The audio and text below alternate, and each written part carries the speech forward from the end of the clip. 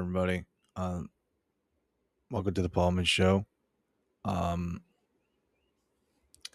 I did a, a TikTok live interview with Justin Dean, a world-renowned Michael Jackson tribute artist, impersonator, and I just want to point out that I tried this again. I did try recording this twice last night. The first time there was a little glitch, and I decided to go live on TikTok on here.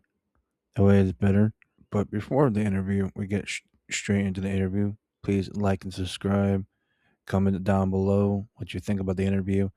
Also, follow the podcast on Spotify, Apple Podcasts, iHeartRadio, and every other podcast streaming services and platforms. Also, coming soon, there will be more announcements coming along. So, without further ado, here's my interview with Justin Dean. For the chat, this is for the chat, you guys. So we're on. Tell them your podcast, Big Buck. Okay, so for this one is the most wanted interviews for my podcast, The Paul Altman Show.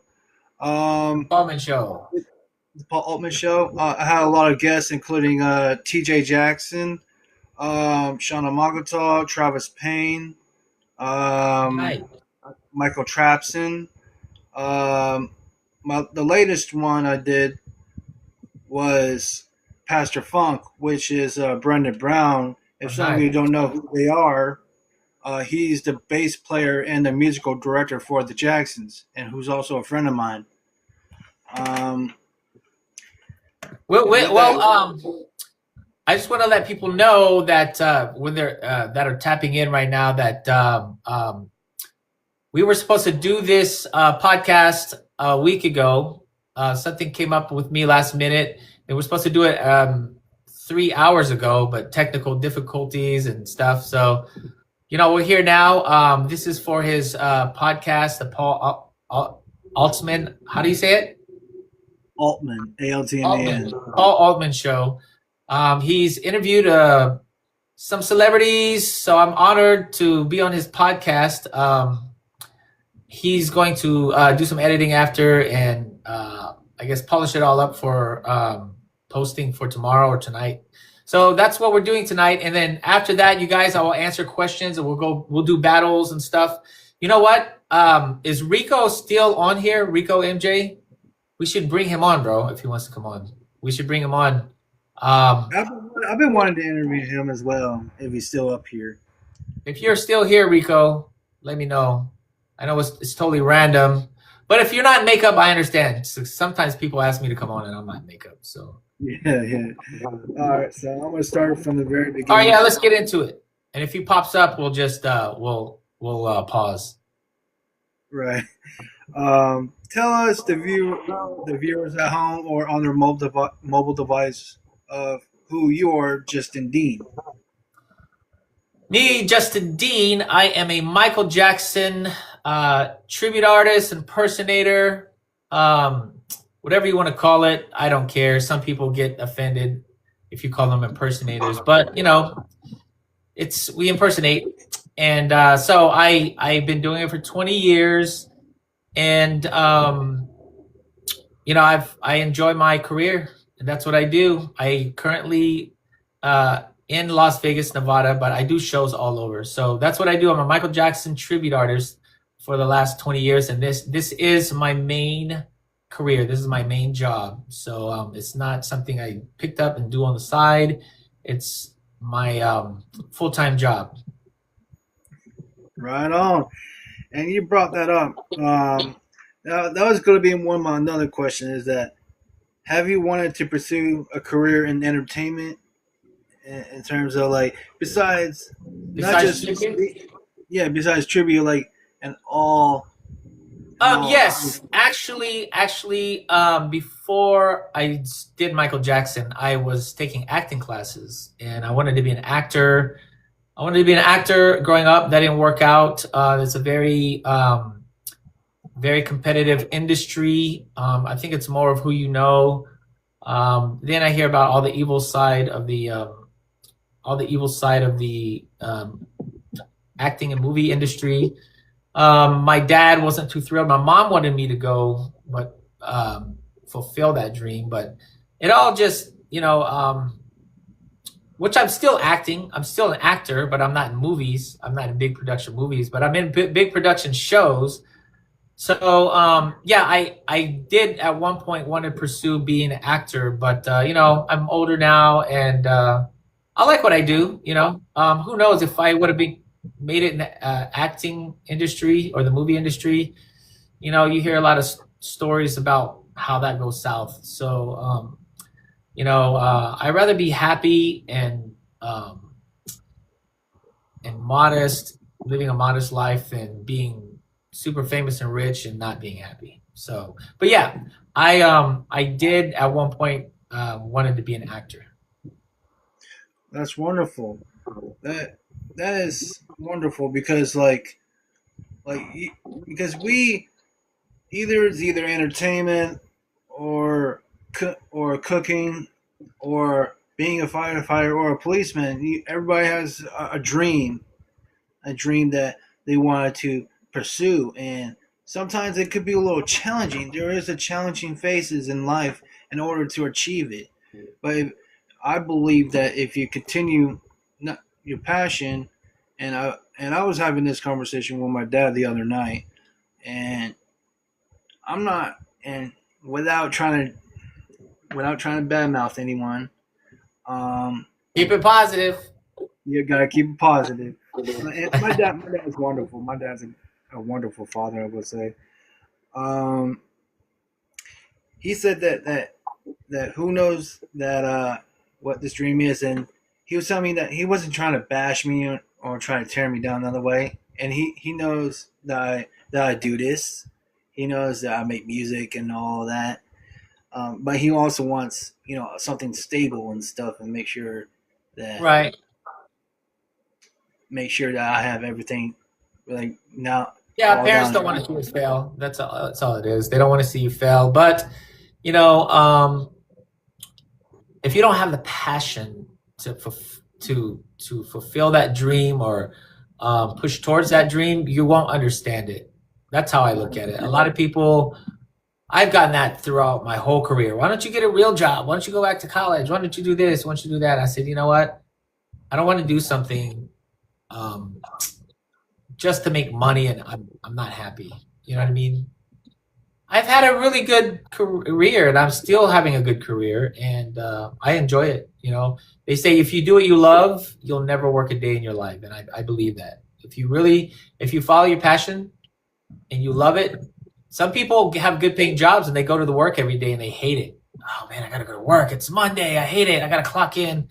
But uh, although each industry, whatever, can be challenging at times, but I wouldn't change anything. I wouldn't change anything. So yeah, they parents just want they're just they just want to see their kids succeed, and so Right I think your on. dad's just looking out for you.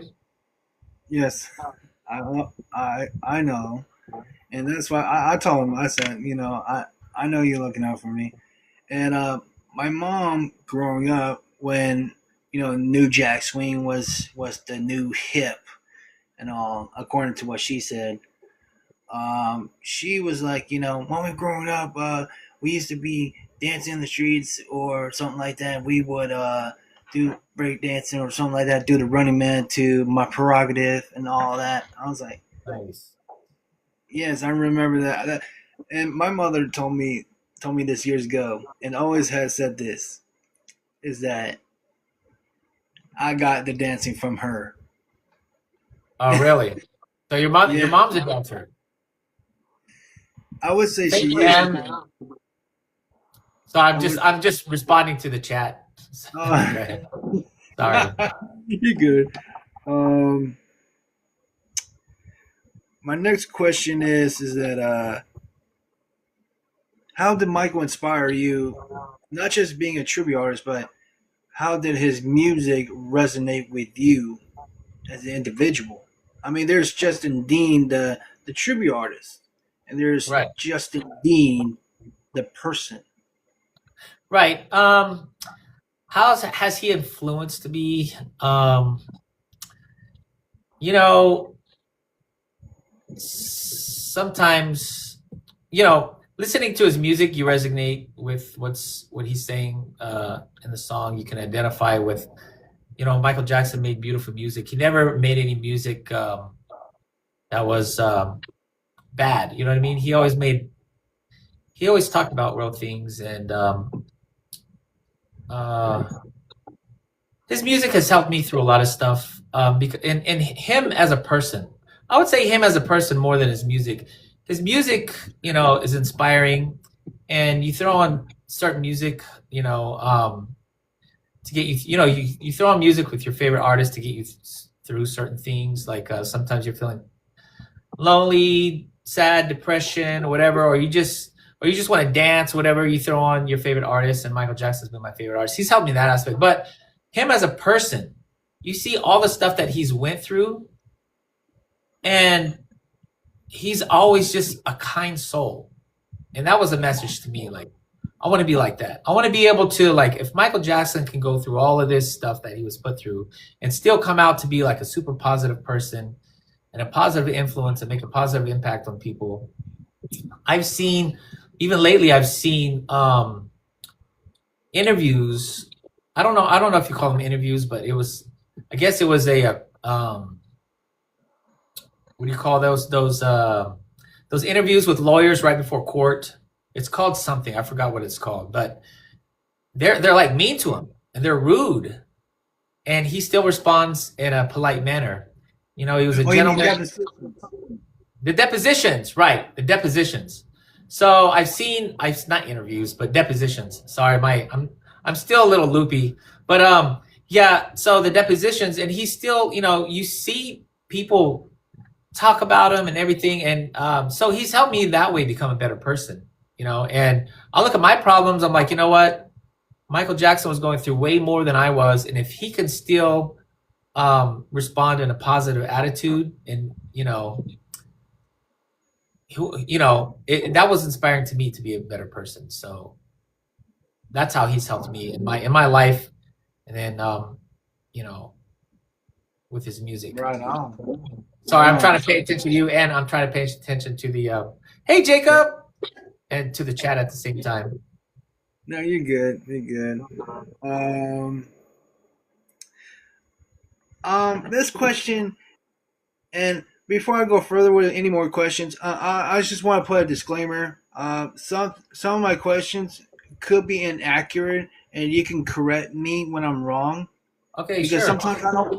Sometimes I don't always get my questions or my research right or wrong, and a lot of times no one corrects me. And thanks, Jacob. I will. No worries. So, but I will. But it's going to put out maybe a little random, but I do have one question. Is that I know this to some people it might be silly, but did you ever met Michael Jackson in the flesh, like real life, and if it really happened, how did it came about? If just tell me. Yes, I have met Michael Jackson a few times. I was just telling, who was I telling this to? I was just talking about this not too long ago. Maybe it was my daughter. Maybe it was my son. I'm not sure. But first time I met Michael Jackson was at. Now, when I say meet him, I didn't hang out with him. We didn't chat it up. We didn't, I met him. I was around him as a, who was I talking to? Oh, I was talking to a fan about this on TikTok last night. Right. But I wasn't live. She was live, but I was just texting. But yeah, so the first time I met him was at the arraignment. And what they did was, I was there way before the arraignment started in Santa Barbara.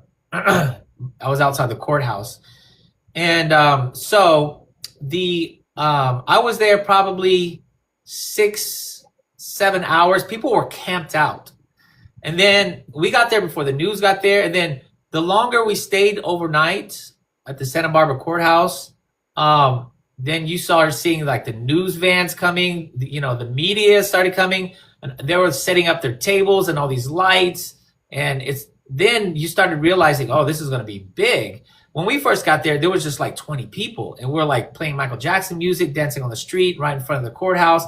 The courthouse was barricaded with chain link fence, so we could only stay on the outside of that chain link fence. So it was I still have video of that stuff. It was I met some fans, and then we had all planned to go to, because Neverland gates were not too far from there. So we had planned to go to Neverland after.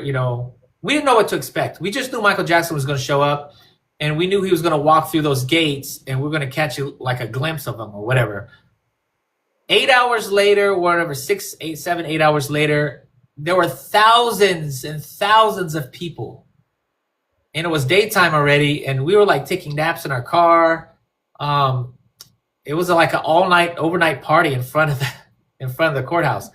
So before those thousands of people, not to cut you off or anything, but what song did you recall? Do you recall hearing during that moment? oh, they were playing. I forgot the name of it. The Tom Sneddon is a Cold Man. What is that? Yes, Don DS, Stanton. right? Don Sneddon, right? They were playing that a lot. So before all those people came, they raffled off. They were selling raffle tickets, and I was like, "What are these raffle tickets for?"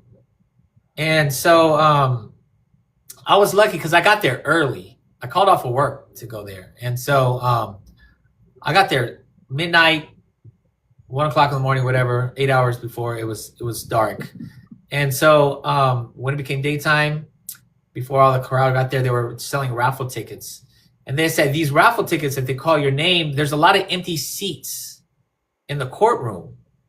The first 2 rows is like, I guess, the media and all the attorneys.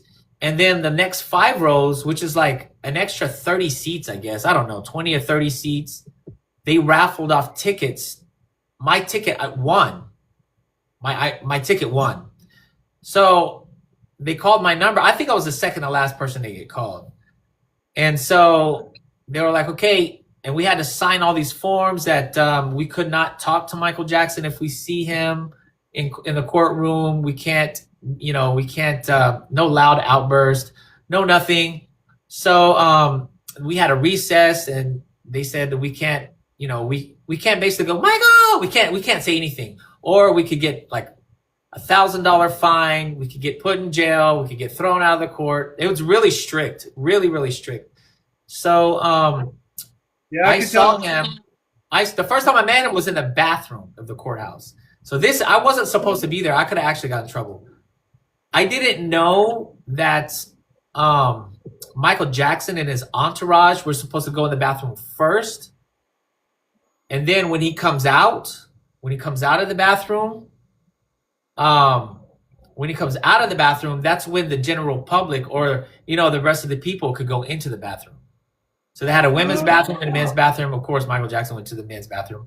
So I went in there first. I went in there before Michael Jackson. And so I didn't know. I didn't know. Nobody, I guess nobody saw me. And then when I was in the stall, then I heard a group of people come in. I looked out. It was Michael Jackson. And it was his lawyers and his entourage, whoever he had with him. There was about 5 people in the bathroom, something like that. And then Michael Jackson went in the stall, and I saw him, and I waved, and they said, "You're not supposed to be in here." So that's when I left. And then when I came out, all the other people like, "You were in the bathroom? You saw Michael? You saw MJ?" I was like, "Yeah, I saw him." They said, "You're not supposed to be in there. You weren't supposed to be in there." They told everybody not to go in until Michael Jackson came out. I said, "I didn't hear that." So that's when I first saw him face to face, was in the bathroom in the courthouse. And then afterwards, was an unexpected, after the whole trial, not trial, after that hearing, the arraignment, I sat through the whole thing. Um, it was a couple of hours, and then um, his entourage was handing out invitations to an after party at Neverland. I already knew where Neverland was. It had directions on the back. I still have that. It's hanging on my wall right now. So um, I went there, and I went to the after party that he threw for all the people that supported him going to the court, the arraignment. And I met him again at Neverland Ranch at the after party. That was the first time. The second time was totally random. It was still during his trial. I met a couple of fans.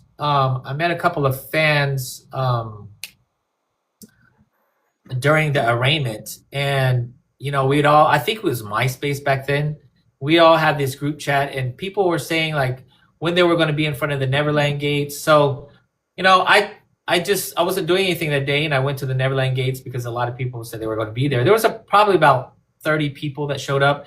They had these big baskets, I mean humongous baskets of roses, and then around the roses it had a ribbon. One said love, one said peace. There was 5 of them. They all said something different. And so I have a picture of this as well. So Karen Faye comes out. You know who Karen Faye is? His makeup artist. Yes. She comes out and she starts telling people to sign this confidentiality form, because every time I went to Neverland, we have to sign a confidentiality form and a release of film. So you're not as supposed to, like, if you're in like with the media and the press, you're not supposed to say what you've seen, anything, because he's a very private person. And a release of film form is you cannot bring your phone and start recording at Neverland. If they catch you, you sign that form and you forfeit your phone. Some people got caught. They got their phones taken away, but they gave their phones back at the end of the day, and they erased all the footage and all the pictures. They went through their phones and erased everything. So it was nice to give it back at the end of the day. But the second time, it was just totally random. We went in. Karen Faye got us all, and we got to drive the first gates don't say Neverland. You drive in, you park at this parking spot on the side. It's this huge parking area. Then the second gates say Neverland. So we parked there. Then we took the train up to the main house, and then Michael Jackson was there shaking everybody's hand, and we went through his house. We went through the front door, out the back door, and then we got to go have fun for a couple of hours at Neverland. The first time we spent the whole day at Neverland. So those are the 3 times I met him, in the bathroom and twice at Neverland. Wow, that is amazing. Not a lot of people, and like you said, on the arraignment, you would have got in trouble definitely. I would say Yeah, that I I would have. I ain't gonna lie to you, Justin. I would have had fallen, be like, "Help me, Michael!" Oh my gosh! You know what? Oh, You know what, Big Buck? It was so surreal. I've met celebrities in my life, but I froze when I met Michael Jackson, and I was just in the moment, just staring at him, and I couldn't, I didn't know what to say. I didn't want to seem like a crazed fan that was all over him. I didn't want to seem like that. I was in the moment, soaking it up. Yeah, and the reason why I believe that part about you freezing up a bit is because I had the same reaction when I met Tito. Oh, really? Like, this was like, I don't know if you've seen the pictures. I will show it to you and your viewers and the viewers at home, in case if not informed. I remember. I'll give a little backstory too. It was February 21st, 22nd You met of Tito? 2022. That I met Tito, Jackie, and Marlon. And this was the first time I actually went to their show. I went to their show. I met them in Las Vegas. They did a show in Las Vegas. I believe that. So after they played, before I show this photo, I will say I had at first I was really excited because my mom, for I thank my mom for being my savior. I was At first I was so anxious because when you're a kid, when you want something really really bad, when you hear the phrase, we'll see, that's where the anticipation. I couldn't even Yes. wait any longer. So I remember going on the Jackson's website. I went on their little message board, whatever, and I said, I was hoping to get VIP tickets to go see them live. Little did I know, there are two events that I could not forever solve, that I would not foresee. Um, Number one is that the reason why, because my mom had purchased two tickets and she wanted to at least someone to go with me. And I took a friend of mine from middle school. Um, to this day, we're friends to this day. I will say that right before that though, my sister, I went to go with my sisters because my mom couldn't really drive me there. But my sister took me and my friend, and right before we even left to go to the Hard Rock Casino in Tampa, me and my friend we were just talking about whatever it may be or what type of fun we're gonna have over there, discussing what we're gonna do. All of a sudden, I get this phone call. Normally, I wouldn't answer international calls, but for some odd reason, Was it international call? Yeah, and it was crazy. And at first, normally I wouldn't answer it, but for some reason I answered it. I was like, "Hello," and then this British guy, I later learned his name is Steve Hart, who is at the time the Jacksons manager. Um, he's like, "Hey, is this Paul?" I said, "Yes." And he goes, "This is Steve Hart. I'm here. I represent the Jacksons. Are you Nice. going to be at the show tonight?" I was like, "Yeah," because at this point I didn't really know who Steve Hart is, so I was like brand new to the whole gig and whatever. I was like, "Yeah," but at the same time I had you have this feeling that this can't be real, but yet you believe in your gut that this is real. So, but I played along in case I'm wrong. How long ago was And that? How long ago was that? February 21st, 2022. Oh wow, you remember the Yeah. Hey. And I was saying hi to Michael Jackson. That's their name, their screen name. So, well, that sounds like an exciting experience. When I met the Jacksons, it was just really brief and quick after their show. You take pictures with them after the show. I got free tickets because they actually performed in the same showroom that I performed in, and I knew the entertainment director. He said, "Hey, I got a treat for you. The Jacksons, the Jacksons are going to, actually, I don't know if you know who Marcus Deegan is. Do you know who Marcus Deegan is? He was there with me. He was dressed up as Michael Jackson. There was another guy there, but I don't want to say his name because I don't get along with him anymore. But I think you know what I'm talking about. But so yeah, that was my experience. But I will say I have a long day tomorrow, and I have a good 15 minutes left. Sorry, Big Buck. I have to All be up right, super early tomorrow. I'm gonna try to lower this. Oh, okay. I'm gonna try. So, um, I will say this. This is the picture of them. Me shaking Oh, Tito's nice. hand. And you can tell on my face that I was so shocked. I was like, "You're real." Um, Oh, that was that's, Tito. Did that's you meet Tito? You met Tito, yes, right? yes. That's him. That's him wearing the mask. Oh, nice, nice, nice. Okay, so let me get back to those questions. I'm gonna try to lower. I'm gonna try to give you two Go more. ahead, ask away. No, go ahead, ask away. I would say I got about 10 minutes. Okay, what is MJ Deja Vu and what's the premise?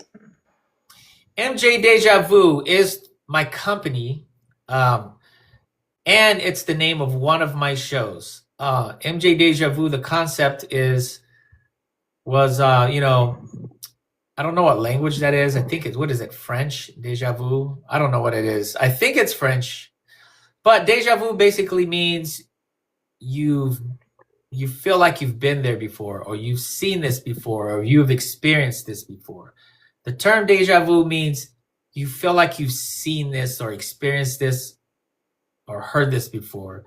So it just made sense. I always like to stand out. I don't like to like copy anybody. It took me a long time to like think about the name, and it just hit me. I had a lot of different names I was thinking of, but MJ Deja Vu stood out. It is the name of my company, MJ Deja Vu LLC, and it's the name of one of my shows. I have currently 4 or 5 productions now, but MJ Deja Vu is my first production, and it's a Michael Jackson tribute show. It's a 90-minute show that basically it just revolves around the Dangerous tour. It's basically the Dangerous tour for the most part, and a couple of songs from the Bad tour. But that's what it is, and we do all the big hits. Right now, well, I'll just leave it at that because I don't want to spoil. I'm in the works of doing a lot of stuff, but Right. My last question is: are you excited for the biopic? are you Starring kidding me? Jafar. Yes, I'm excited. I'm excited, and everybody's like, "Are you going to dress up? Are you going to dress up?" You know what? Most likely, I am. Most likely, I'll dress up. People call me a weirdo, whatever, but unless you're a Michael Jackson fan, the outside people are going to look at you just like, what's this weirdo doing dressed up in Michael Jackson gear? But the real fans know when it's about Michael Jackson. When there's a Michael Jackson event, we all go all in. We dress up, we play the music, do the makeup, whatever. We wear the costumes. You know what I mean? And the nostalgia. It's just because he's not here anymore, and it's up to us, man, to keep it alive. It's up to his fans and his supporters and his family. So I am super excited. I'm so glad Jafar is the main character that played Michael Jackson. I'm so glad because who better to play him than his family that knows him? Jafar knew Michael Jackson more than any fan, more than any tribute artist, more than any impersonator, more than any performer. That was his uncle. So if they didn't get something right, Jafar's the perfect person to say, my uncle didn't do that. My uncle didn't say it like that. My uncle didn't, whatever. Although he's not the director or the producer, but, and I would say Jafar would not be bought out, to portray Michael Jackson in the wrong way or lie about Michael Jackson. That's his. So we're going to get the closest to the truth from any Hollywood movie that we could get because his family's involved, and that's why I'm super excited. Some people say, "Oh, he don't look the best. He don't sound. They should have hired this person or that person for this era, that era." No, I don't think so. There's more to a movie than just looking and sounding.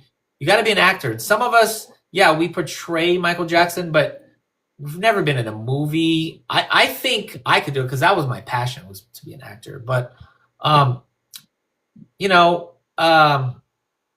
I think Jafar is the perfect person. When I found out they were using his nephew, I was like, perfect. I love it. I'm so glad that he got it. Yeah. And I'm super excited. That's wonderful. I agree. I do agree to a lot of extent. He does sound like MJ. Because, Nell Nieves said he sounds just like Michael. He does. And he's a singer.